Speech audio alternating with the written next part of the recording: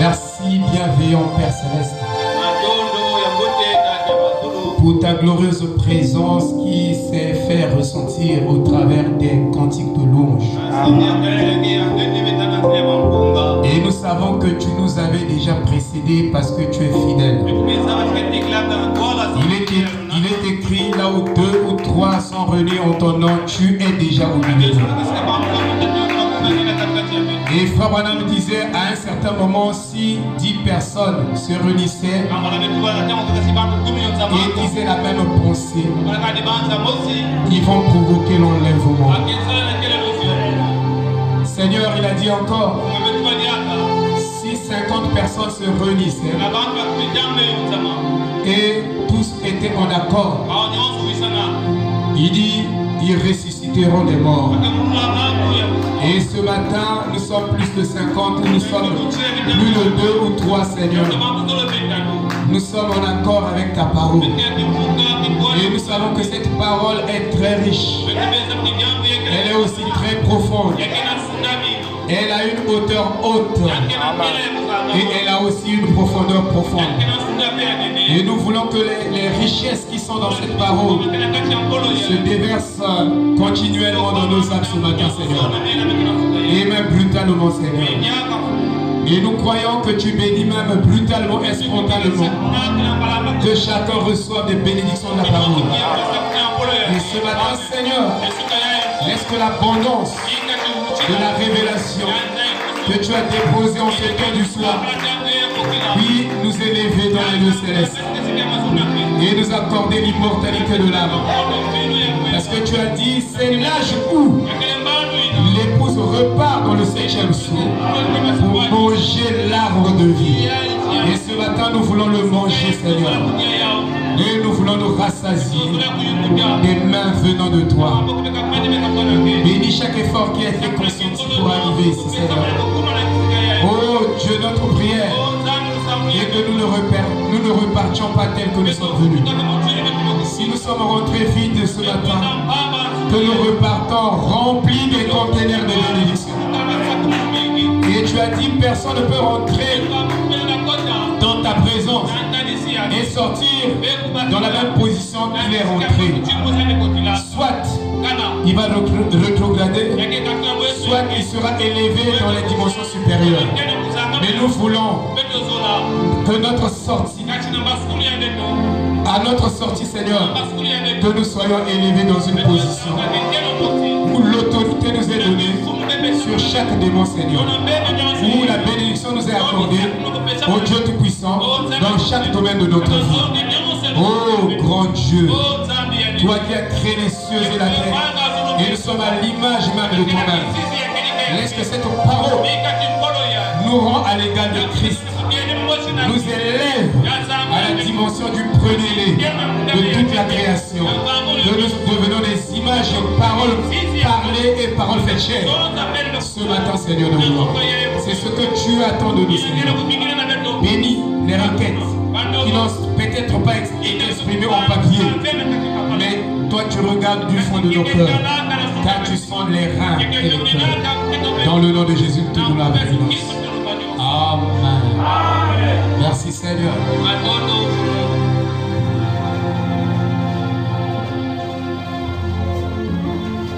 Marc chapitre 10.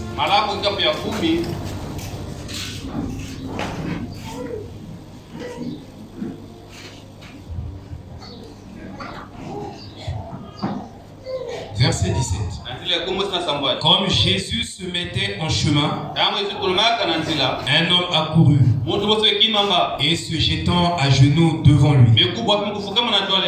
Bon prophète, lui demanda-t-il, que dois-je faire pour hériter la vie éternelle? Jésus lui dit, pourquoi m'appelles-tu bon? Il n'y a que Dieu seul qui est souverain. Amen. Vous ne lisez pas ça dans votre Bible. Que Dieu soit loué. Il dit, tu connais les commandements. Tu ne commettras point d'adultère. Tu ne tueras point. Tu ne déroberas point. Tu ne diras point de faux témoignages. Tu ne feras point Tu ne feras tort à personne. Honore ton père et ta mère. Il lui répondit, Maître, j'ai observé toutes ces choses dès ma jeunesse. Jésus leur regardait, l'aima et lui dit, il te manque une chose. Va, vends tout ce que tu as, donne-le aux pauvres, et tu auras un trésor dans le ciel. Puis viens et suis-moi. Mais affligé de cette parole, cet homme s'en alla tout triste, car il avait des grands biens. Jésus regardant autour de lui, dit à ses disciples, qu'il sera difficile à ceux qui ont des richesses d'entrer dans le royaume de Dieu. Shalom. Amen.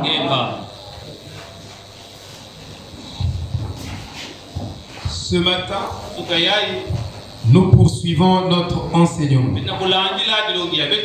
Nous sommes en train de prêcher sur la marque de la Bible et montrer à peu près l'origine de l'organisation.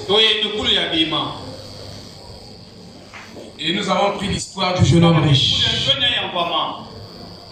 pour expliquer comment il s'est organisé, comment est venue l'organisation. Et dans ceci, nous avons retenu un petit sujet, l'amour de la vérité. Et voyez-vous, le jeune homme riche n'avait pas l'amour de la vérité, parce qu'il était en face de la vérité, mais il a rejeté la vérité. Il n'avait pas l'amour de la vérité. Et dans 2 Thessaloniciens chapitre 2, la Bible dit que tous ceux qui n'ont pas l'amour de la vérité, Dieu leur envoie une puissance d'égarement afin qu'ils croient à l'erreur. Afin qu'ils croient à l'erreur. Ils ne vont plus croire à la vérité, mais ils vont croire à l'erreur. Et c'est très dangereux parce que c'est prophétique. C'est Paul qui le dit. Et c'est lui qui écrit les épîtres aux Thessaloniciens. Il dit que si vous n'avez pas l'amour pour la vérité, alors Dieu lui-même, il enverra sur vous une puissance d'égarement. Et vous n'avez plus la chance de croire à la vérité. Mais plutôt, vous croyez au mensonge. Et c'est très dangereux. Alléluia. Parce que quand la puissance d'égarement de la perversion te saisit, tu n'es plus conscient. Tu ne sais pas que tu es né. Tu crois que tu as dit. Mais tu es né. Mais nous le sachons pas. Et ici, nous sommes donc en train d'étudier l'amour de la vérité. Et c'est très profond, frère. Et c'est très sérieux. Parce que quand tu as la puissance d'égarement, tu ne sauras pas que tu es égaré. Tu n'as pas d'indice en fait que tu es égaré. Il n'y a aucune chose qui te déclare que tu es égaré. Mais tu crois que tu es dans le droit chemin.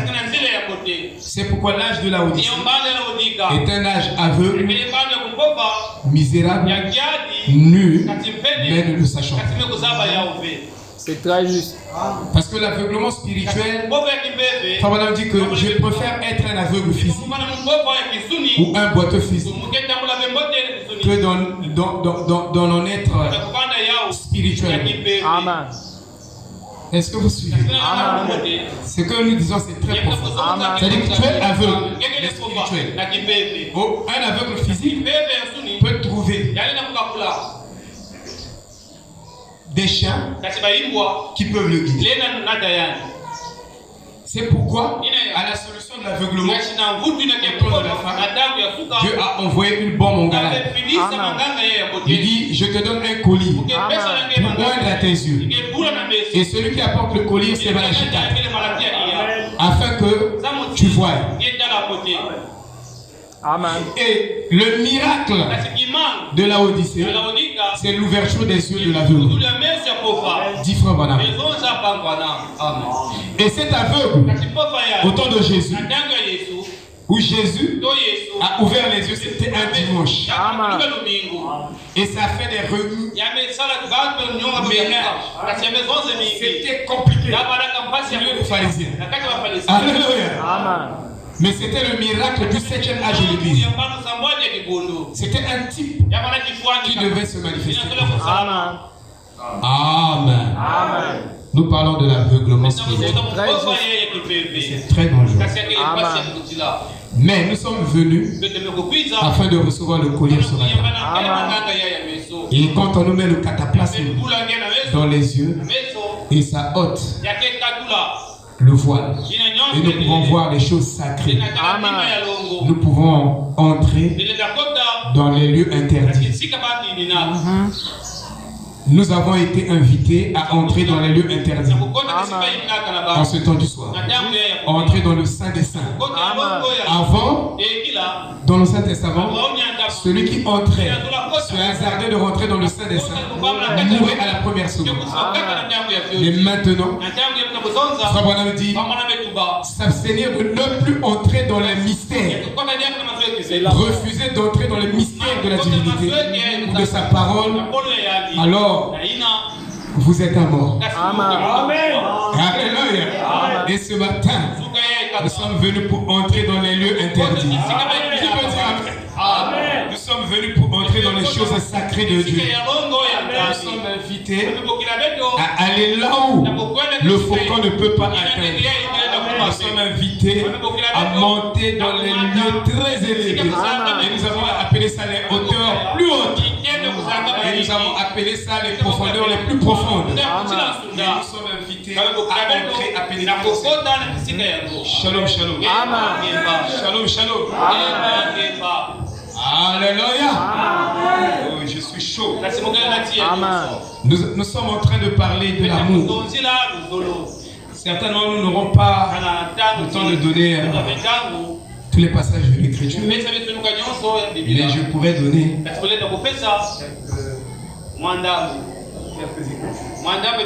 pour faire asseoir ce matin, nous sommes toujours en train de continuer notre enseignement sur l'amour. Et ici, nous avons peut-être 20 points auxquels nous allons débattre ce matin. Vu le temps, certainement, ça va arriver. Mais nous allons essayer. Amen. Peut-être que Dieu va arrêter le temps pour nous, afin que nous atteignions notre. Amen. Est-ce que vous me suivez? Amen. Frère Branham a eu une vision que lui il appelait la translation de la 6e dimension que Paul appelle le 3e ciel. Et quand il est arrivé là-bas et quand il descend, il nous apporte un rapport. Il nous dit, je suis plus que convaincu dans toute ma vie que pour pénétrer dans le lieu là, vous devez avoir l'amour parfait. Si vous n'avez pas l'amour parfait, vous n'avez pas une chance de rentrer là-bas. Amen. Et cet amour parfait dont il parlait, c'était le germe de vie. Nous voulons le prouver ce matin. C'était le germe de vie dont il parlait. C'était l'esprit de douceur. Parce qu'un homme qui a l'amour a un esprit de douceur. Vous pouvez lui arracher chaque centimètre de son être. Il ne veut pas dire. C'est ce que nous voulons. Et Frère Branham avait atteint cet amour avec nous. Et nombreux de ceux qui suivent Frère Branham vont atteindre ce seuil. Alléluia. Et cela est entre tes mains. Il dit le secret de l'enlèvement se trouve dans les mains de l'épouse. Donc ça dépend de toi si tu veux être enlevé. Il dit la clé se trouve entre tes mains. Si tu veux ouvrir la porte et quand l'homme toque à la porte, la clé n'est pas dehors. La clé est à l'intérieur. C'est toi qui dois ouvrir. Et on ouvre à l'intérieur. Pour que lui il rentre. Et Jésus est devant l'église de la Odyssée en train de toquer. Jésus ne va pas ouvrir la porte. C'est à toi d'ouvrir. À l'intérieur. Alléluia. Dans le secret de l'enlèvement se trouve déjà entre vos mains. Savez-vous que l'apparition et la demi-douzaine de l'enlèvement. Amen. Amen. Parce qu'il y a des mathématiques dans la Bible. Si vous manquez l'apparition de Christ, vous manquerez forcément l'enlèvement. L'enlèvement, c'est la seconde venue de Christ. Et c'est un enlèvement physique. C'est pas un enlèvement spirituel. Comme les gens nous trompent, non, ça c'est l'enlèvement. Non. Parce que quand Jésus vient, alléluia. Vous voyez, dans Apocalypse chapitre 10, il y a quelqu'un qui a posé son pied droit et son pied gauche sur la terre et sur la mer. Mais quand Jésus vient pour l'enlèvement, il ne pose pas son pied sur la mer et sur la terre. Quand il vient nous enlever, il est dans les airs, nous allons monter pour le rencontrer. Donc ce que les gens racontent, c'est des bizarreries. Amen. Et des cochonneries. C'est l'épouse qui ira à son rencontre. Il ne va pas toucher la terre. Mais l'ange d'Apocalypse a touché la terre. Alléluia. C'est différent de l'enlèvement. Les gens nous confondent. Alors ici, Frère Branham, quand il nous explique la vision de la 6e dimension, il est en train de nous expliquer la condition dans laquelle étaient ces gens.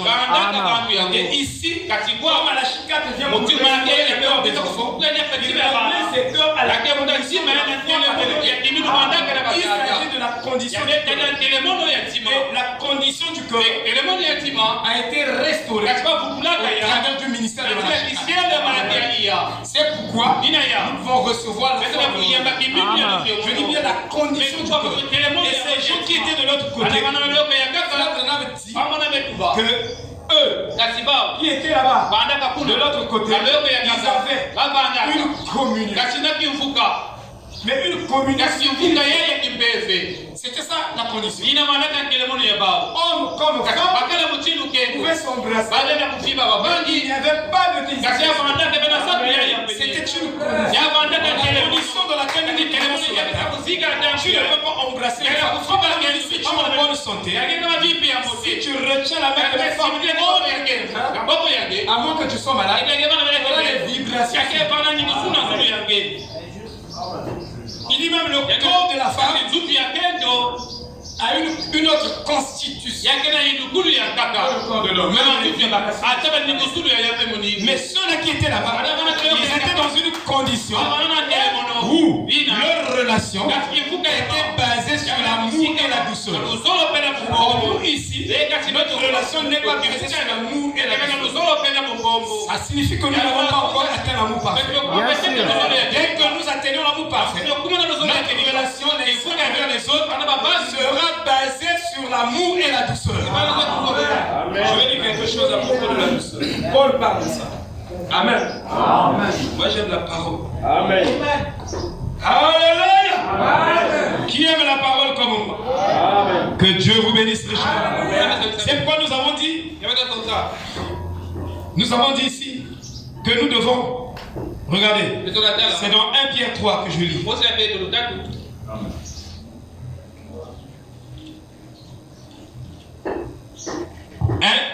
1 Pierre 3, verset 9. Ne rendez pas le mal en échange du mal ou la violence verbale. Quelqu'un vous parle plus. Toi aussi tu te fâches. Tu dis bon, il veut monter quoi. Moi aussi je dois lui montrer. Je suis capable de lui retourner la bouche. Toi aussi tu parles. Tu le mot. Tu n'as pas la douceur. Tu n'as pas l'amour. Alléluia. Amen. Il dit, ne rendez pas le mal en échange du mal ou la violence verbale en échange de la violence verbale. Mais au contraire, soyez constamment bénis, car c'est précisément dans ce but que vous avez été appelés afin que vous héritiez d'une bénédiction. Donc tu ne peux pas hériter la bénédiction. Quand on te parle violent, si tu parles violent, tu ne peux pas hériter la bénédiction. Qui peut dire amen à ça? Amen.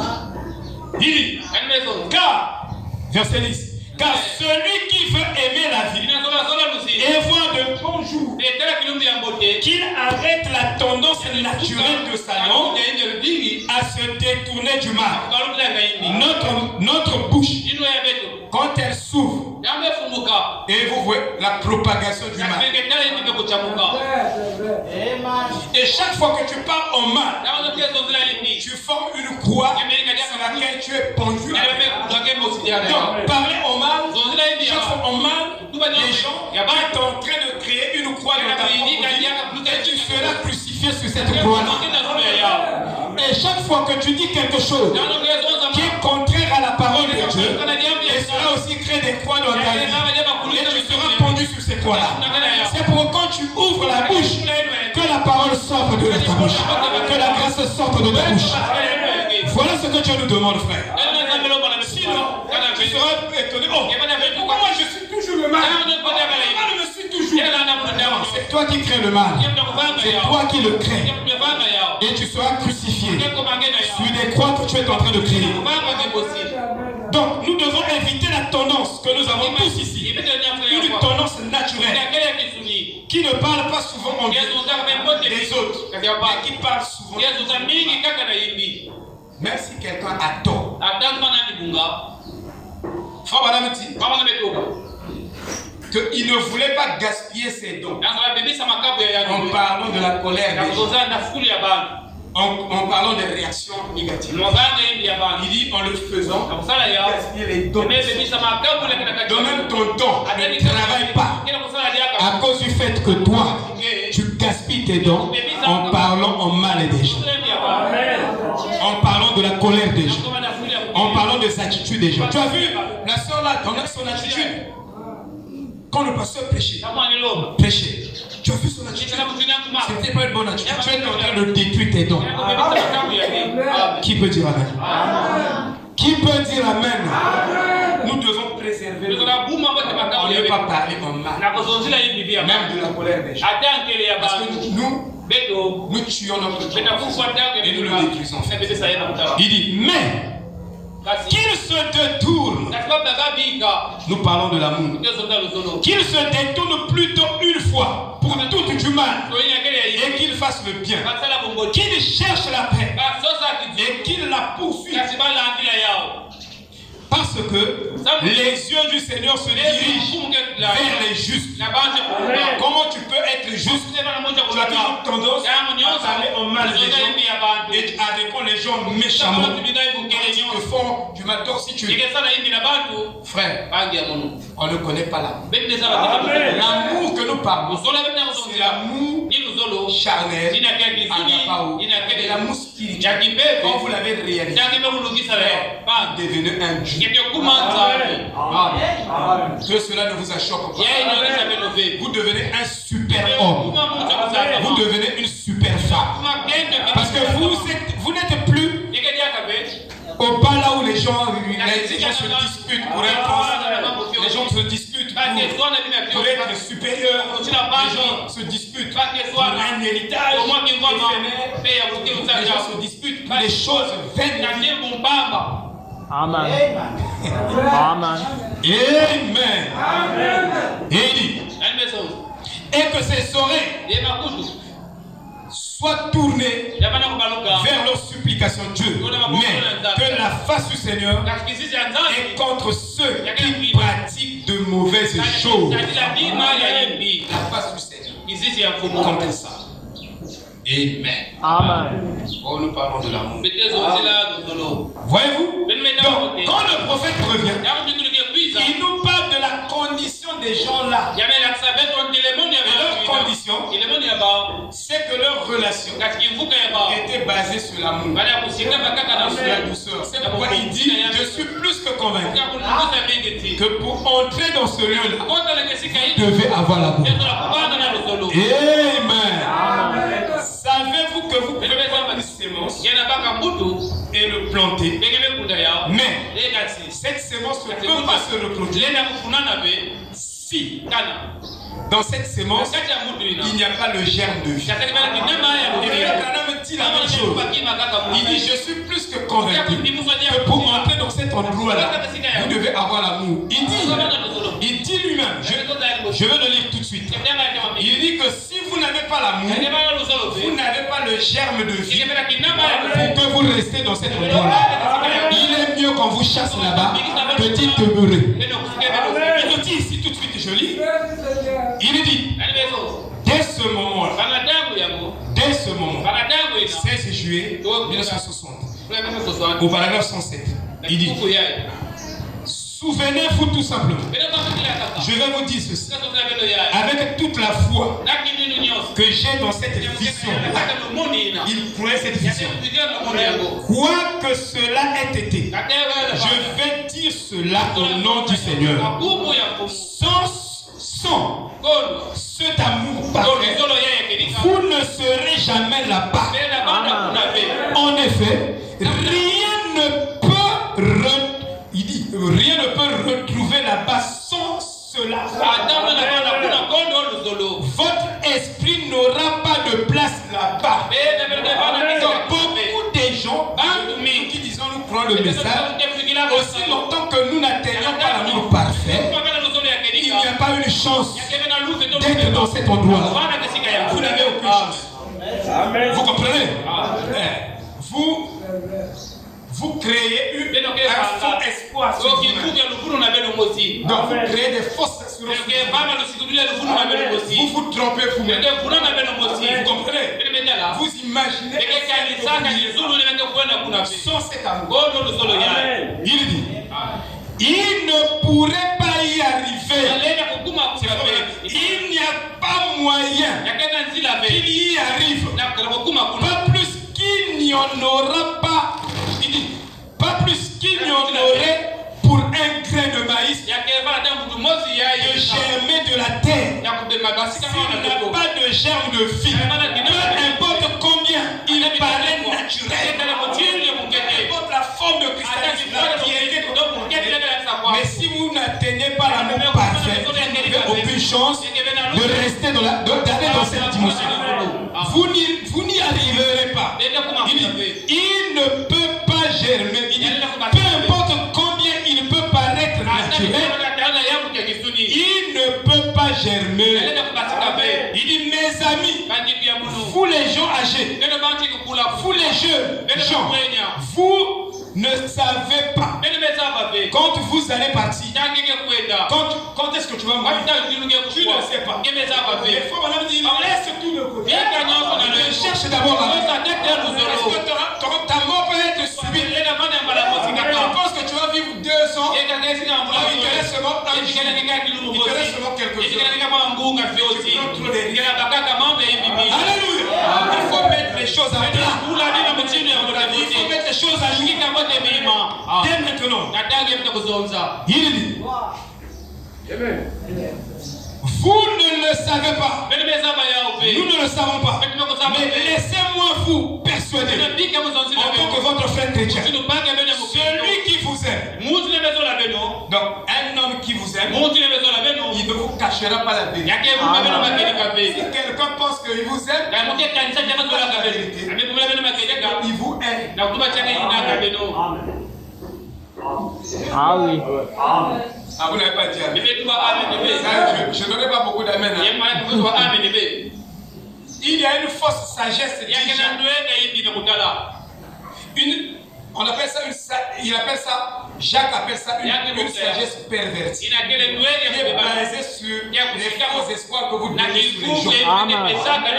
Mais c'est des mensonges que vous donnez. Moi je préfère quelqu'un qui me dit la vérité, qu'il me cache la vérité pour me dire le mensonge pour paraître sage. Et nombreux dans le message. Des gens sages.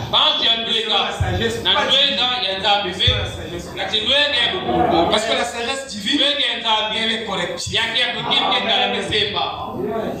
Enfin, madame dit l'amour est correctif.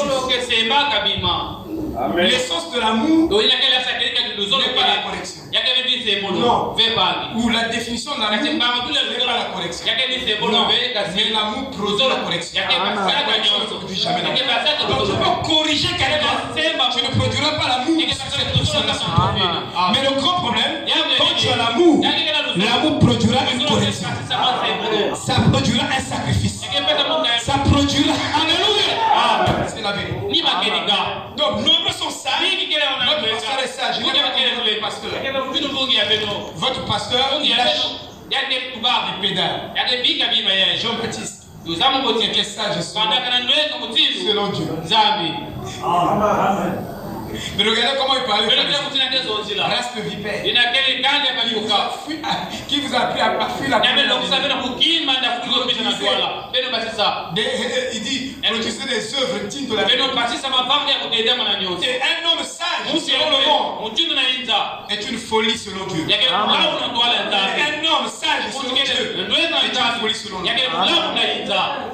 Moi je préfère. Tu as un ami qui vient avec l'ami là. Et tu sais que nous avons reçu un message qui nous emmène dans le monde. Et tu es incapable de lui dire. Amen. Parce que tu prétends être sage. Tu ne l'aimes pas. Amen. Parce que tu dois lui donner une chance. Peut-être qu'en lui disant la vérité, la vérité dit, vous connaissez la vérité. Et la vérité vous affranchira. S'il est prédestiné, mettez le germe devant le soleil. Et Frère Branham dit, le soleil va le transformer de gloire en gloire. Il faut dire la vérité. Et là où vous êtes, il faut dire, Frère Branham dit, vous devez penser juste, parler juste, et vous finirez juste. Il faut dire les choses justes. Amen. Ils disent, Frère Branham disait, nous sommes en train de développer ces points petit à petit. Peut-être que je ne dirais pas tel point. Je dis ça. Non, je ne dirais pas ça. J'ai beaucoup de tension. Je ne dirais pas ça. Mais quand vous allez réécouter la voix, vous saurez que là j'ai souligné vous pouvez les compter. Vous allez savoir. Vous voyez, l'adoption. Au paragraphe 90. Cela a eu tellement de prix pour moi. Écoutez la parole qui vous délivre a un grand prix pour moi. Nous la pression passe. Même dans nos prières, vous ne sentez pas des mots. C'est pourquoi je vous dis en privat. Les actions de grâce. C'est pas si Dieu ne fait rien pour nous. Quand on prie, nos prières sont sèches. Mais Dieu a fait des choses. Ce qu'il a fait dans cette terre, il n'a jamais fait ça dans la vie de Paul. Et les gens ne savent pas ça. Il a produit des choses dans cet âge qu'il n'a pas produit dans les autres âges. Mais vous devez connaître ces choses. Et ça fera que votre monde va avancer. C'est pourquoi, si on m'a posé, si Dieu avant la fondation m'a montré le déroulement des cours, des événements sur la terre, et il me disait, dans quel âge voudrais-tu vivre? Dans l'âge de Jésus, il dirait non. Le Paul non.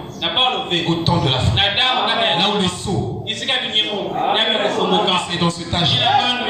Parce que là, Dieu a préparé la nourriture spirituelle au temps convenable. Et il dit c'est un plat complet à cette sauce. Les gens pensent que nous ne connaissons pas le sceau. Mais j'ai marché sur le sceau. Et les sages de l'église. Et les 70 semaines de Daniel. On a présenté le tabernacle. Vous comprenez, frère? Nous connaissons l'importance. Amen. Amen. Oh, il dit, je ne sais pas. Quand j'y pense que je me suis retrouvé là-bas pendant ces quelques instants de joie. Comme dit, se retrouver là-bas pendant ces quelques instants de joie. Frère Madame ne savait pas. Son langage est scientifique. Il dit d'abord, il dit ce message sera confirmé par la science. C'est pas moi qui le dit. Il dit la science va confirmer. Il dit la science confirme les vérités invisibles. C'est spirituel. Faut qu'on dit ça. Les gens veulent vous séparer le message avec la science. Ça ne marche pas. Sans je vous dis la vérité. L'homme de Dieu est là. Il dit Amen. Vous n'avez pas dit Amen. Vous êtes étonné. Vous n'allez pas séparer ce message avec la science. La science confirme le message. Cette science, la science. Vous dites la psychologie. Mais il y a la psychologie de Dieu au milieu de nous. La vraie psychologie même. N'importe quelle science que vous prendrez, vous verrez que ce message nous parle de la science légitime. Quand ça nous parle de la géographie, cette géographie est légitime. Quand ça nous parle de la parapsychologie, c'est parapsychologie ou la métaphysique, c'est légitime. Et Paul le dit aussi. Il dit la vraie science. Job a appelé ça aussi la vraie science. Vous voyez, ils ont appelé ça la vraie science de Dieu. Il dit, quand j'y pense, et que je me disais, il n'y a pas de demain là-bas. Il n'y avait pas d'hier là-bas. Il n'y avait pas de paradis là-bas. Frère, si nous avons l'amour les uns pour les autres, même le sida va quitter cette église. Ça va sortir des gens. Le grand problème, c'est que nous n'avons pas l'amour. Réalisons cet amour. Vous verrez. On n'ira pas sur les montagnes aller demander Dieu, bénis nos frères et vous disait le travail. Non. L'amour arrange tout. Amen. Alléluia. Un foyer qui manque l'amour, c'est un foyer malade. Où les gens sont malades à tout moment, mais quand l'homme aime sa femme correctement, prend sa femme comme il est, et que la femme prend son mari comme un roi, ça c'est un foyer. Là, je vous dis, même la pauvreté ne pourra jamais résister à ce. Amen. Il n'a pas fait des jeunes pour ça. Il y a des choses que nous pouvons jeter. Il y a des choses que Dieu nous a promis. Il nous donne ça comme père. Comme le père qui donne à ses enfants. Amen. Je ne veux pas demander à vous que la fin, que je t'achète cela. Non. Notre relation n'est plus la relation d'amis. Avant, il nous appelait, vous êtes mes amis, vous êtes mes amis, vous êtes mes amis.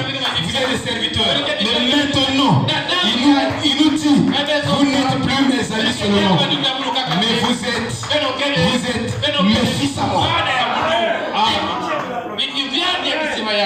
Vous comprenez? Donc vous êtes un fils de Dieu. Manquez ce but. Péché contre Dieu. Christ, c'est que vous êtes un fils de Dieu. Une fille de Dieu. Héritier des promesses de Dieu.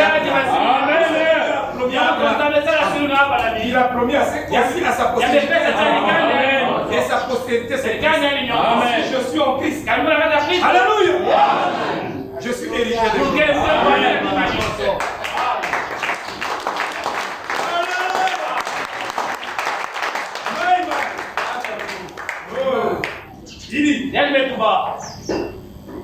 Il n'y a pas un petit bonheur là-bas. Frère, qui parle comme ça. Il n'y a pas un petit bonheur. Il y a ensuite beaucoup de bonheur. Dans ce lieu-là, il y a beaucoup de bonheur. On se marie, on se partage beaucoup de bonheur. Pas pour se partager un petit bonheur. Non, c'est beaucoup de bonheur. Voyez-vous, frère? Il dit, il n'y a pas ça, il dit, il n'y a pas ça, mais du bonheur. Oh là là, quand je me suis trouvé là-bas et que j'ai dit, qu'est-ce que c'est? La voix a dit, Ceci, c'est l'amour parfait. Si nous avons l'amour parfait, nous le manifestons. Les gens vont se poser des questions. Qu'est-ce que ceci signifie? On va leur répondre. Ceci n'est que l'amour parfait. Et tous ceux que tu as aimés, et tous ceux qui t'ont aimé, sont ici avec toi. Donc, tous ceux qui ont aimé, et tous ceux que Branham a aimé, et nous serons là. Le problème, c'est d'aimer Christ et de tomber amoureux de Jésus. Il y a des gens qui se sont affolés à cause des consécrations multipliées. Ils ne dorment pas, ils ne mangent pas, il y a dans ce monde, quand ils cherchent la vérité, ils se sont affolés. Mais il dit le problème, c'est de tomber amoureux du donateur, du créateur, de l'auteur de la parole. Une fois vous tombez amoureux, alors les choses s'ouvrent sans effort. Amen. Amen. C'est ça la vérité. Donc, frère, il y a beaucoup de choses. Il n'y a pas de cesse. Il y a beaucoup de choses. Quand vous atteignez l'amour parfait, alors, ça fait que les hommes, le monde, peut pointer des armes sur vous et vous calomnier. Et calomnier votre nom, même à l'internet, dans les réseaux sociaux, partout. Votre réaction à cela ne serait que l'amour. Mais si les hommes nous torpillent, parlent au mal de nous, et que nous aussi nous faisons comme eux, alors nous-mêmes nous diminuons à leur niveau, à leur bassesse. Amen. Laissez-moi parler. Omar. Alléluia. Ne les empêchez pas. N'empêchez pas aux gens de parler au mal de vous. Mais vous, aimez-le. Parce que il n'y a que celui qui atteint l'amour parfait qui peut aimer son Dieu. Jésus dit, aimez-vous les uns les autres. Par-dessus tout, même ceux qui aimez-le.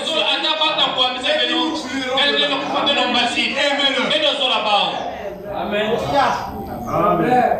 Si tu n'arrives pas à aimer celui qui va te tuer de ou ton ennemi, celui qui te parle comme mal, ça veut dire que tu n'as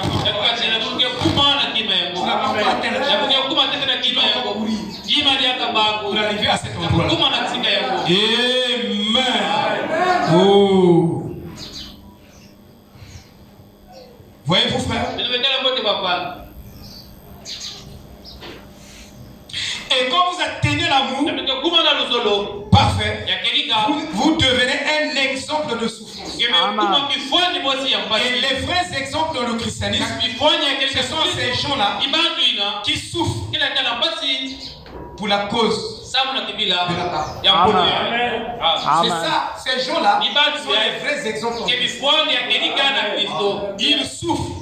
C'est pas parce qu'ils sont malhonnêtes, mais parce qu'ils prennent position. Vous comprenez? Et de par leur position, les gens les aiment. Les gens ne les aiment pas. Parce qu'ils ne veulent pas tricher, ils ne veulent pas faire ce qui est mauvais. On m'a expliqué un frère qui travaillait quelque part. Il n'avait pas un bon poste. Aujourd'hui, les gens pensent que pour réussir, il faut suivre la foule. Donc, toute la formule de la foule. Même si c'est contraire aux Écritures. Mentir que tu as un diplôme. mais tu n'as pas ce diplôme. Tu n'as jamais travaillé quelque part. Tu dis, j'ai été directeur de Socofron là-bas, j'ai été directeur de ceci là-bas, j'ai été directeur de ceci là-bas. On t'engage. Un chrétien ne fait pas ça. Tu n'as pas l'amour de la vie. Un frère, un authentique frère, chrétien, il travaille quelque part. Il n'était pas bien coté, il n'avait pas un bon poste. Mais là où il était, tout le monde trichait. Mais lui non. Il était ferme. Et un projet est arrivé dans la boîte. Ils ont dit que le projet là, si on met un tel, c'est un voleur. C'est un voleur. Vous devez être des hommes de confiance. C'est pourquoi vous n'êtes pas bénis. On ne peut pas vous confier des choses. Le jeune homme riche avait une mauvaise conception sur la matérialité. Je vous ai dit encore que nous ne payons pas la vraie dîme. Excusez-moi de vous acheter. Mais c'est la vérité. Personne.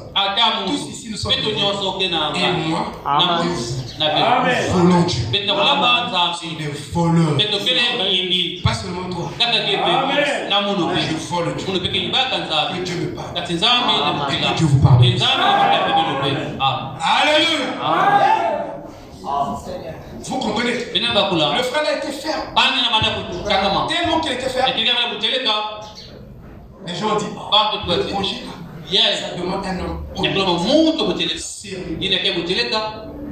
Si on met n'importe quoi, ça ne marche pas. Vous savez pourquoi le révérend Rodrigue ce matin, il m'a dit, il a vécu avec moi. Il dit, Pasteur Blaise, tu es mon ami. Tu es un serviteur de Dieu. Je connais ta rigueur. On était là-bas, on était libre de faire ça. Tu es au campus, tu peux faire ça. On m'a donné une copie. Mon oncle m'a mené même des copies.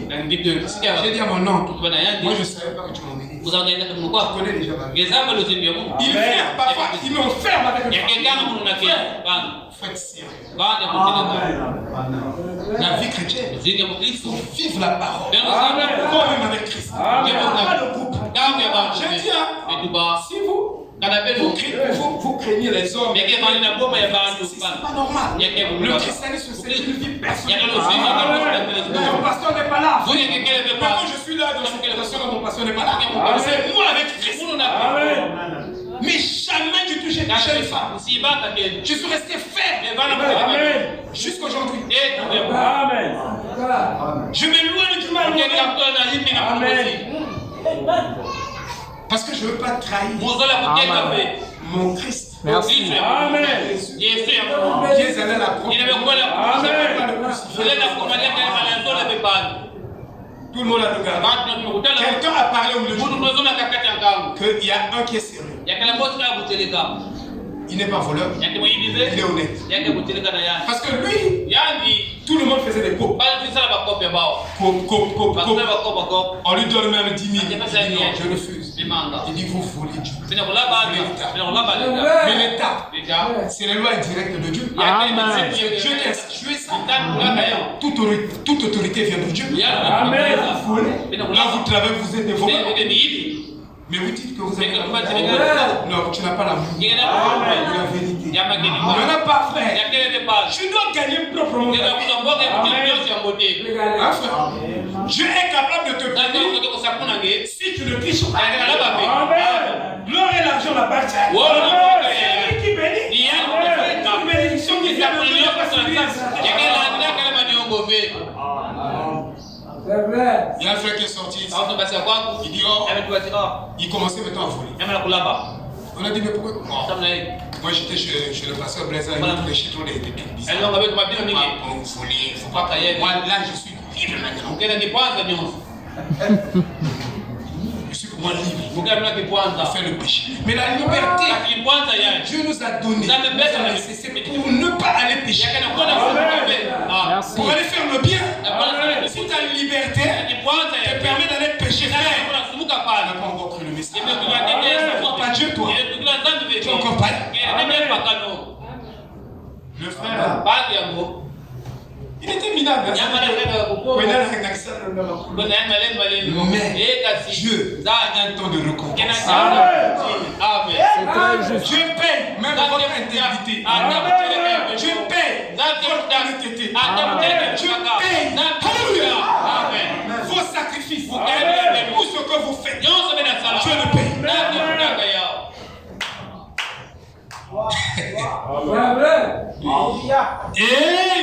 Amen. Oh là là, que Dieu. Et eux tous, ils se sont accordés, ils ont dit on comprend. Lui, il est honnête. Il n'est pas comme nous. On le met, le projet va prospérer.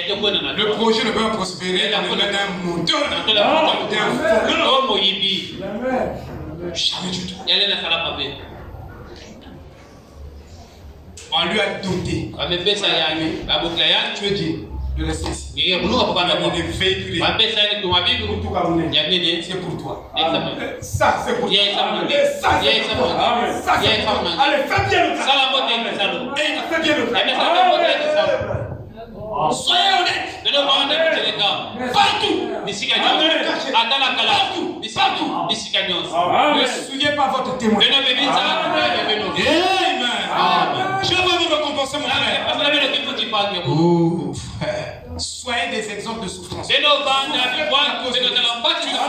tu veux être juste? Parce que tu ne veux pas mentir. Parce que tu ne veux pas voler. Nous sommes des voleurs. Amen. Moi y compris. Savez-vous que la dîme, par exemple, pour les ministres, c'est aussi un test. Ah oui.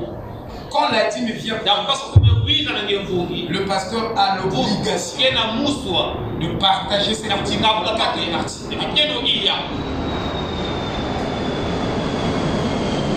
Et quand la dîme lui revient, il doit faire plus de bien que celui-là qui a donné la dîme. C'est juste. Je vous dis, il doit enlever 20% de la dîme. De ce qu'il a reçu. Pasteur, c'est obligatoire. Le révérend est. Lisez votre Bible. Voilà. Il y avait 10% des dîmes qui étaient destinés aux veuves et aux pauvres. Un pasteur ici, on a parlé de la dîme. Quelqu'un a posé la question. Est-ce qu'on peut enlever une partie de la dîme et payer et donner aux veuves et aux orphelins? Il a dit que celui qui a posé la question est impoli. Mais je sais pertinemment dans ma Bible, il est dit, il a suivi des documentaires en dehors des 10% de donner au ministère, il y a 10% que vous devez prélever de votre salaire et vous devez consacrer ça aux veuves. Ensuite, dans les 10%, vous avez aussi une partie que vous donnez aux handicapés, des gens qui ne sont plus capables. Si vous ne le faites pas, votre religion n'est pas pure. Et moi j'ai le droit de recevoir la dîme ici. Les anciens qui travaillent avec moi, je dois les encourager. Et aussi, les anciens qui sont autour de moi doivent bénéficier. Je dis bien, doivent bénéficier. Amen. Vous comprenez, non?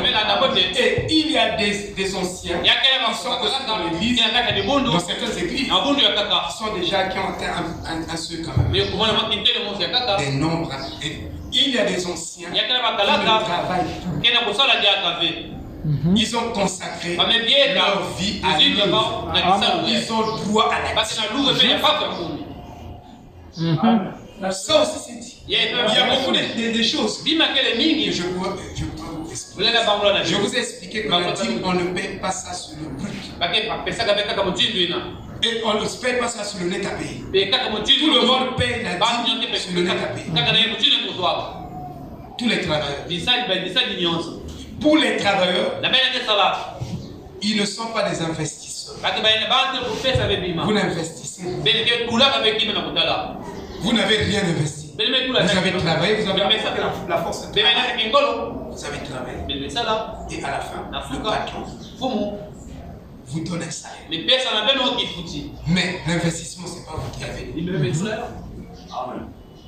Comprenez?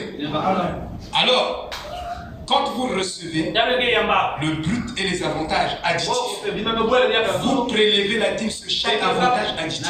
Pas de le taper. C'est très juste. Parce que c'est là-bas que vous êtes riche. On va vous retirer les IRPP, vous ajoutez ça.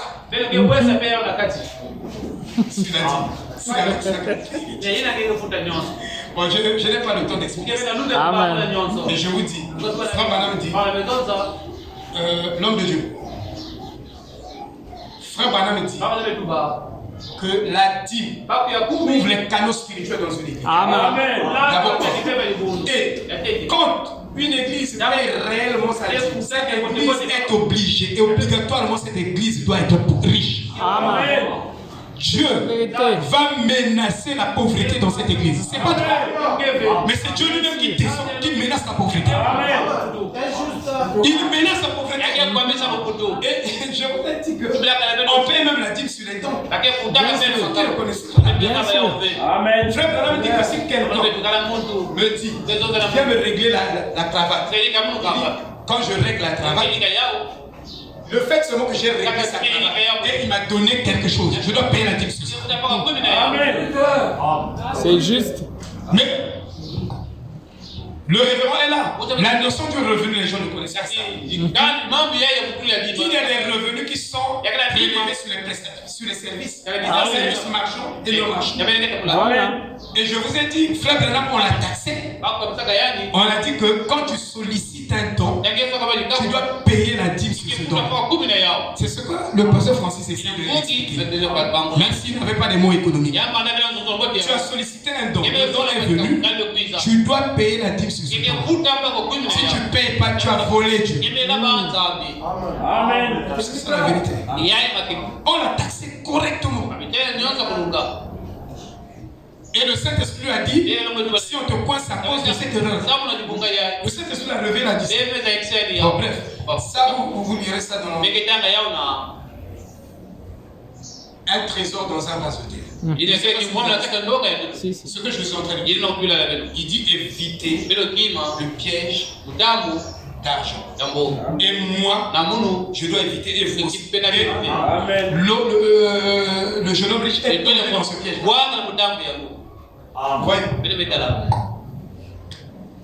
On parle de l'amour. Mais tout ça, ça fait partie de nous. Vous comprenez, non? Voilà, mon peuple périt par mon connaissance. Donc Dieu ne peut pas venir menacer votre pauvreté. Si vous n'aurez pas ça. La dîme n'est pas ça. Le fait qu'on est service, je paie beaucoup de choses. La dîme n'est pas ça. C'est un commandement. Qui exige ça? Le pasteur n'a pas le droit de venir demander la dîme. Il demande. Il est en faux. Le pasteur ne peut pas appeler bienvenue. Tu dois me payer la dîme. Si tu ne payes pas comme ça, je te menace. Non. Si je fais ça, tu as bienvenue. Pasteur me coûte. Amen. Il faut beaucoup prier pour ça. Aucun de nous ne doit exiger la dîme. Ni moi, ni un autre pasteur n'a pas le droit d'exiger une dîme. Mais c'est Dieu qui exige ça. C'est lui qui exige. Amen. Et une fois c'est alors, même vos canaux. D'abord, quand vous le faites, vous bénissez spirituellement. Et ça bénit les finances. Ça bénit tout ce que vous faites. Mais si vous ne commencez pas, ça obscurcit. Lisez bien. J'ai un commentaire ici. Quand je viens, j'ai mes commentaires. Pasteur, donnez l'écriture. Je dis. Je dois être prêt. Amen. Amen. Amen. Le pasteur n'a pas le droit d'exiger, mais il a le droit d'enseigner. Alléluia. J'ai aussi une responsabilité. Parce qu'il est là pour donner la vie. Amen. Merci. Et rien ne se retourne là sans l'amour. Donc, dans ce lieu-là, il faut l'amour. Amen. Et vous ne pouvez pas avoir l'amour si vous n'êtes pas né de nous. Donc, quelqu'un pense que moi, je n'ai pas de l'amour. Tu n'es même pas né de nous. Tu vas avoir l'amour. Paul a dit, dans 1 Corinthiens, il parlait des gens qui devaient être nés de nouveau. Je peux avoir la connaissance de tous les mystères, mais tu n'es pas né de nouveau. Amen. Tu vas venir citer ne précipitez pas. Si vous êtes convaincu que vous n'êtes pas né de nouveau, arrêtez. Ne montez pas sur un terrain sacré. Frère dit dans la demeure future, c'est un terrain sacré. Personne ne doit s'aventurer à monter sur la chaîne s'il n'est pas né de nouveau. S'il n'est pas baptisé du Saint-Esprit. Et si vous ne l'avez pas, vous n'avez pas l'amour. Vous avez la haine, la jalousie. Vous communiquez ça. Il y a le peuple. Pas ici, frère. Ici, c'est l'amour. On doit chasser la haine.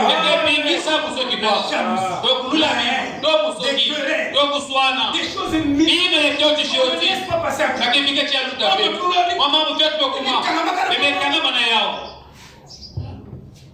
Si je commence à regarder, je dis non, mais pourquoi tu ça me chérie? Toi aussi. Tu peux pas laisser ça. L'amour, c'est la douceur. Il y a des choses qui sont inutiles et futiles. On peut les jeter. L'amour te donne raison. L'amour te donne raison. Vous voyez? Donc, manquer l'amour, la nouvelle naissance, c'est manquer l'esprit de douceur et le germe de vie ne viendra jamais dans votre cœur. Vous allez lui manquer.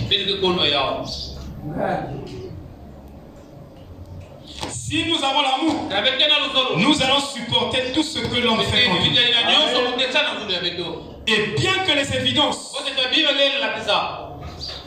que vous êtes rejetés,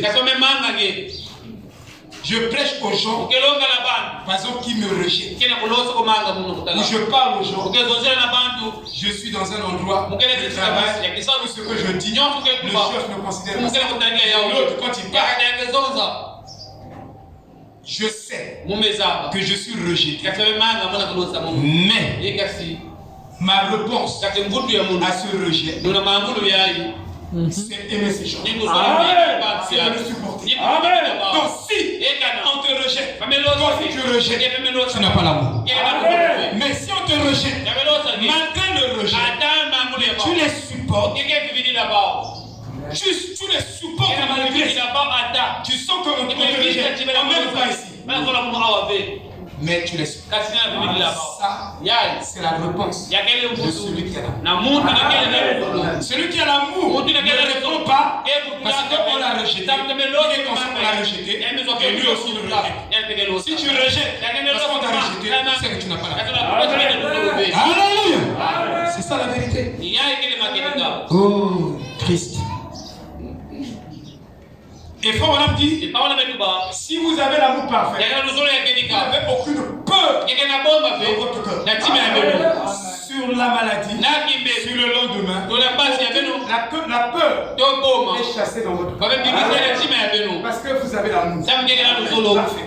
Frère Madame dit, au-delà du rideau du temps, il dit, alors que je commençais à quitter ce lieu de beauté et de joie, aussi loin, il dit, que je pouvais voir des gens venir vers moi pour m'étreindre. Ils criaient, mon précieux frère. Tout à coup, j'étais de nouveau sur le lit. J'ai dit, oh Dieu, aie aide-moi. Et ça doit être ma prière. Aide-moi à avoir cet amour. Aide-moi tous les jours. Aide-moi à avoir cet amour. Aide-moi à être baptisé du notre leitmotiv. Alléluia. Il dit, oh Dieu, aide-moi que je ne fasse jamais de compromis sur la parole. Si tu fais des compromis sur la parole, tu n'atteindras pas la mort.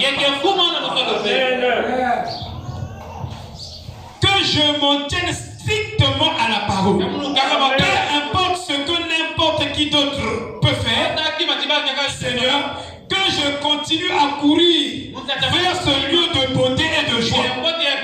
Est-ce que tu cours? Frère Branham dit que je continue de courir.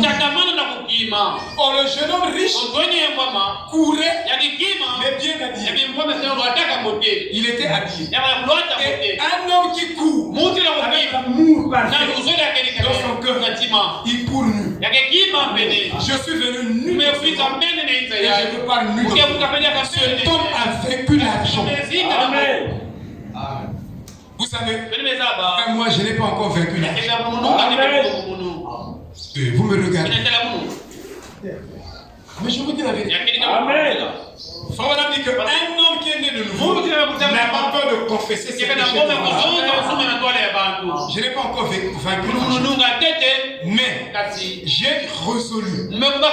J'ai pris ma décision de vaincre l'argent. Parce que je suis le fils d'Adam.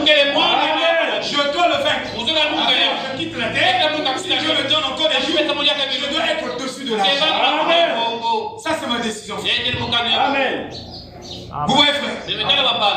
Et Paul dit, tout le monde court. Mais le jeune homme riche, il dit que quand vous courez avec les habits, vous brûlez. Donc il y a des choses que nous amassons, que nous approchons, et nous voulons courir pour rattraper. On n'arrive pas parce qu'on a trop d'inconvoitises. Et c'est ce que Jésus est en train de faire remarquer. C'est spirituel. Donc il courait, il prend des choses différentes. Je dois organiser ceci, je dois faire ceci. Donc, il avait trop de il a été attaché au matériel. C'était un matériel. Et dans ce message, beaucoup de gens sont en train de devenir des matérialistes. Et les pasteurs, ils travaillent maintenant pour leur enfant. Mais nous avons dit, frère Branham, qu'est-ce qu'il a fait? Il dit plus les offrandes augmentaient, frère Branham avait arrêté un mode de vie. Il ne pouvait pas rentrer dans la luxure. Il y a un pasteur luxueux. 6 voitures, mais beaucoup de voitures. Tu peux donner ça à tes frères. Ce je vous dis la vérité. Ton frère là-bas, j'ai une soeur qui est au milieu de nous. Elle m'a expliqué. Il y a un frère dans le message qu'on appelle la vie au Mboma. Le frère là, Dieu l'a béni. Dès qu'il a la bénédiction, il construit une maison. Il dit jardin bien. Alléluia. Il dit il construit des maisons. Mais le frère là est archi-milliardaire. Parce que ses canaux spirituels sont bénis. Il y a un frère. C'est quoi je veux dire mon petit frère, c'est mon frère dans la foi. Romaric. Mon grand frère me disait, sois un bon cœur. Il faut que tu aies beaucoup d'argent. Mais on n'a pas beaucoup d'argent pour soi-même seulement. On a l'argent pour soi-même. Mais les gens souffrent. Peut-être que toi tu es notre Joseph. Amen. Frère Romaric, excuse-moi. Enfin, lui aussi me taquine. Ça me suffit. Moi, non. Moi, j'ai besoin de ton amour. Parce que le frère là, il sait faire. Il y a des prédicateurs qui vont dans les champs missionnaires. Non pas les chaussures. Qui vous a dit que vous ne pouvez pas envoyer la missionnaire dans cette église? Qui vous a dit ça? Qui vous a envoûté comme ça? Vous avez le droit d'envoyer l'argent au missionnaire. Vous connaissez un missionnaire? J'ai toujours prié. J'ai dit à ma femme, voici je meurs. Si bienvenue est encore vivant, parce que j'ai vu moi-même bienvenue prendre de l'argent, envoyer à son pasteur de Brazzaville à me soutenir. Bienvenue. Qui vous a dit que vous ne pouvez pas soutenir le révérend Rodrigue est là? C'est un ministre, mais il est venu ici.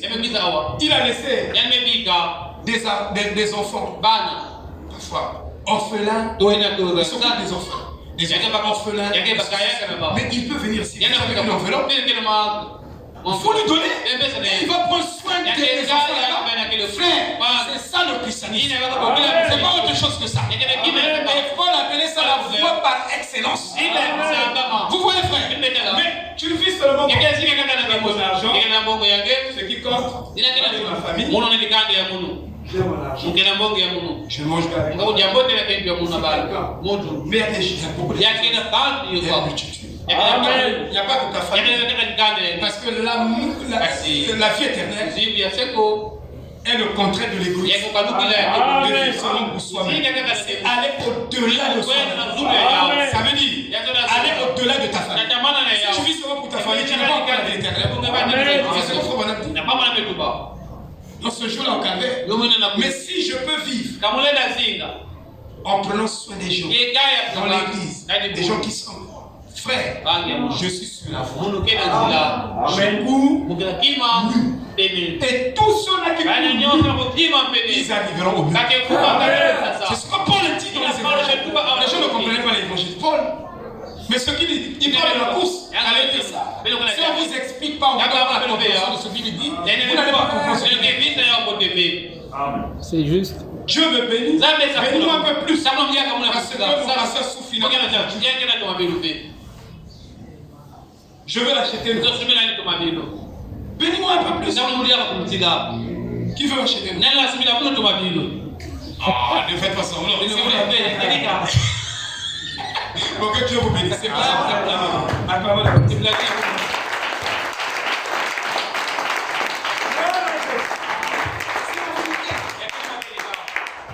C'est la vérité. Il y a le frère qui souffre. Le frère, on est venu le couper le courant. Il dit, pasteur, on coupe le courant. Mais le frère avec le courant, je vous ai dit, il y a un frère ici, un couple qui m'a fait entrer le courant. Ils sont venus, pasteur, automatiquement, même dans le quartier, on dit, ah, tu passes là beaucoup d'argent. Il prend le courant, le coup, on est venu là-bas et tire jusqu'à la maison. Mes frères, Dieu n'oubliera jamais ça. Et c'est avec ce courant-là que j'ai l'ordinateur qu'un frère m'a acheté ici, que je travaille pour venir vous prêcher. Vous croyez que Dieu va oublier ça? Il a dit même un verre d'eau que vous donnez à l'un des plus petits frères de Jésus, vous ne perdrez jamais votre récompense. C'est vous qui pensez que quand vous donnez, aussitôt Dieu va vous bénir tout de suite. Si Dieu n'a pas béni tout de suite, donc on ne devait pas savoir pas. Mais nous avons dit que vous êtes des agriculteurs. Donc vous ne comprenez pas l'agriculture, vous n'allez pas comprendre comment Dieu récompense, comment Dieu bénit. Vous n'allez pas comprendre ça.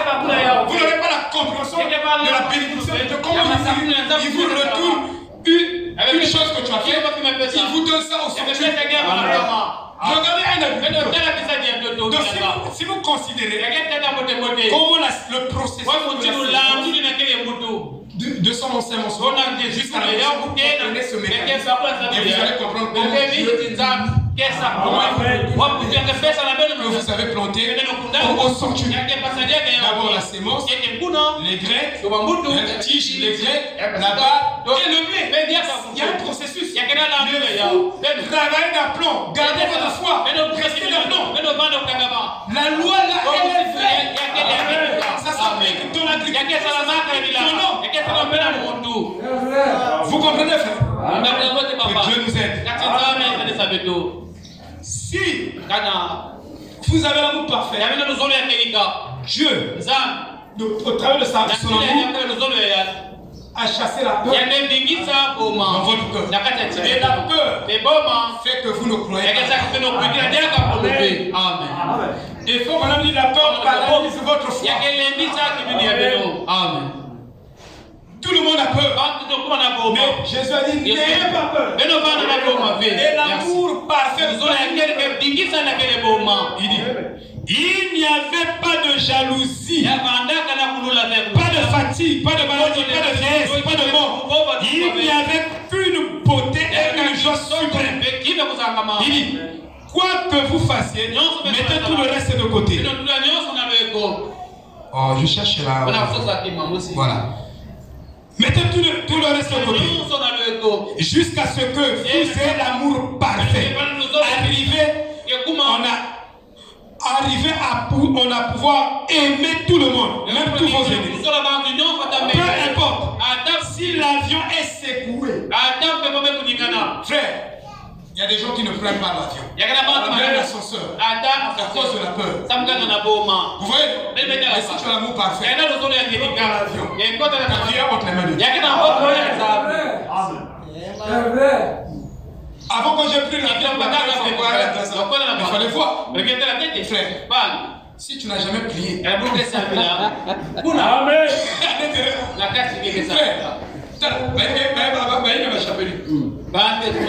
je les ai vus. Même passé cette chapelle-là. Oh Seigneur Dieu de Branham. Oh Dieu de Branham. Amen. Frère Roméric, toi tu vas voir le mot de toi tu voyages beaucoup. Oui, il voyage comme derrière la maison. Je suis en Angleterre pour 6 heures d'avion. 6 heures d'avion.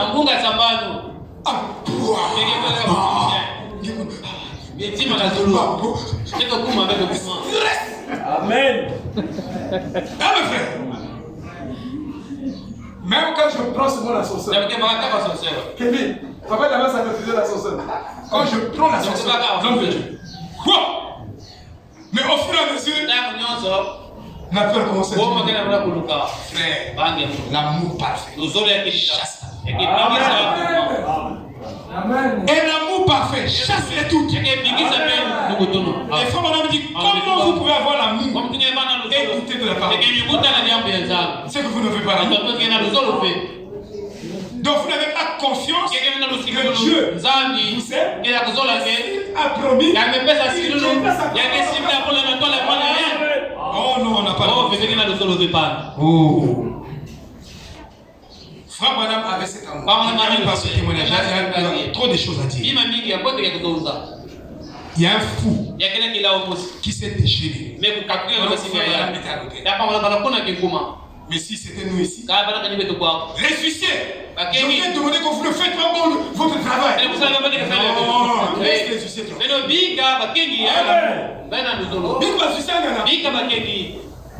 Il s'est déchaîné et il venait vers le peuple. Il y avait 2 convertis militaires que Frère Branham avait amené à Christ. Il voulait abattre même ce fou. Frère Branham dit non, ne faites pas ça, laissez-le. Le fou là, il a quitté la foule et il est monté jusqu'à frère, disons bon, moi je suis pasteur. Non, j'ai fait la boxe. Il n'y avait pas de boxe là. Branham dit que ce combat n'était pas un combat de chair et de sang. Il a dit. Il est resté tranquille. Le fou était là. Défier Frère Branham. Il insultait Frère Branham. Faux prophète. Fou. Tu te dis le mot. Attendez, l'amour. On va le faire. L'amour de 1958. Et comme il il se précipitait sur l'extrait. Je ne le connaissais pas. Et il poussa des cris très forts. Et il serra les dents. Et ses yeux se rétrécirent. Et il se mit à s'avancer vers nous. Et il dit, hypocrite. Il dit, hypocrite. Faux jeton. Sur cette estrade, tu te fais passer pour un serviteur de Dieu. Tu n'es rien qu'un hypocrite. Tout le monde garde silence. Mais si toi et moi, on ne veut paniquer. Un homme savait qu'il avait atteint. Pas de panique. Un problème arrive dans le foyer, tu veux paniquer. Pas la mort. Reste tranquille. L'amour te contrôle. Il contrôle déjà cette situation. Cette situation est déjà sous contrôle. C'est pas toi de combattre. C'est lui-même. Vous voyez, frère? Vraiment, les gens se tourmentent ici. On dit qu'on veut enlever. Calme-toi. On dit qu'on est en train de compléter comme le pouvoir. Calme-toi. Reste tranquille. Ton rédempteur est vivant. Il va agir. Il est encore. Oh, frère. Il dit, tout le monde garde silence. Et à ce moment-là, deux petits policiers que j'avais conduits à Christ, là, dans le vestiaire, coururent pour le saisir. Et je leur fis signe. Je dis, ceci n'est pas une affaire de la chair et du sang. Mais la chose étrange était que lorsque l'homme monta, je n'avais pas peur.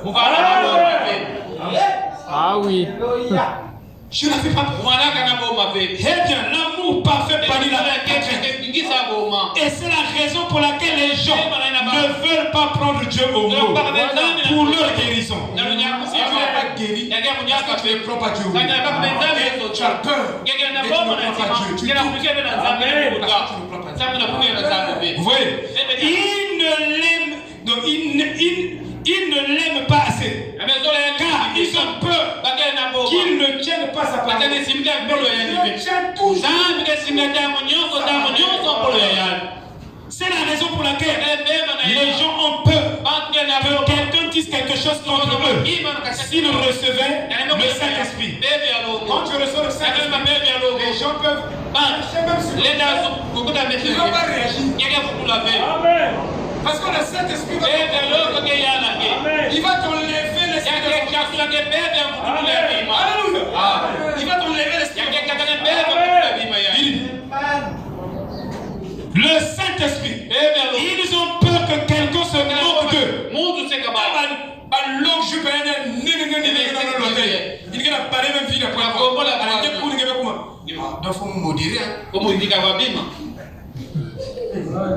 Toi, tu as peur qu'on te critique.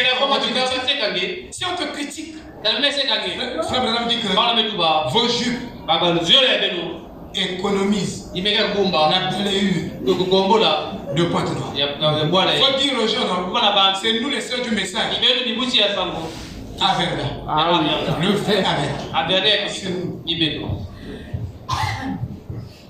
Amen.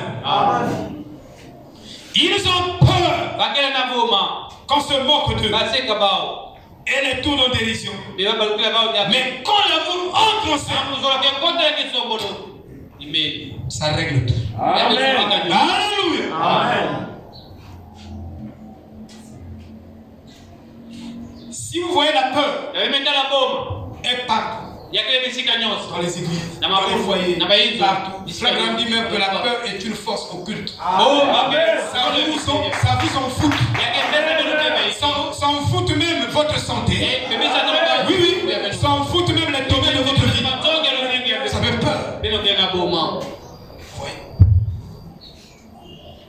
Il avait remarqué que les gens avaient le conseil. Partout ils pensent. Et l'ange lui dit, c'est à cause de la peur. Vous voyez, frère? l'amour divin et la grâce souveraine. Il dit, quand il y a le vrai amour, toute peur s'en va. Quand vous aimez vraiment le Seigneur, la peur s'en va. Vous n'aimez pas le Seigneur.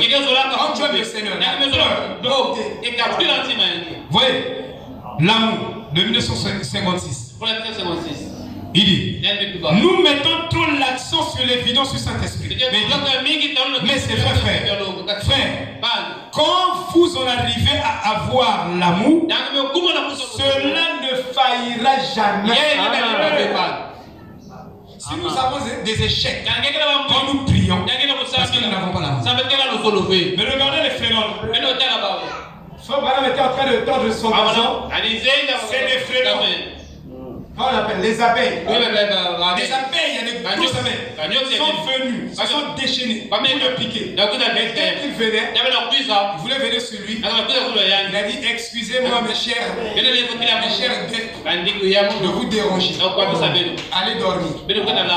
Amen. Il parle à la création. Et la création obéit. Vous avez l'amour. Même si le chien enragé vient devant vous, le cher chien, si tu peux me comprendre, je suis en train d'aller quelque part, on va faire le bien à l'un des frères. Le chien enragé là, on va faire comme ça. Et il faut me dire pourquoi. Parce que quand vous parlez, votre voix va directement dans la 4e dimension. L'esprit du chien évolue dans la 4e dimension. Son esprit va écouter. Ah oui. Alléluia. Oh my. Ah oui. Ce message Juste. est parfait. Voyez-vous, frère? Alors, quand nous parlons de l'amour, nous devons nous poser deux questions. Qui est l'amour? Voilà. Et qu'est-ce que l'amour?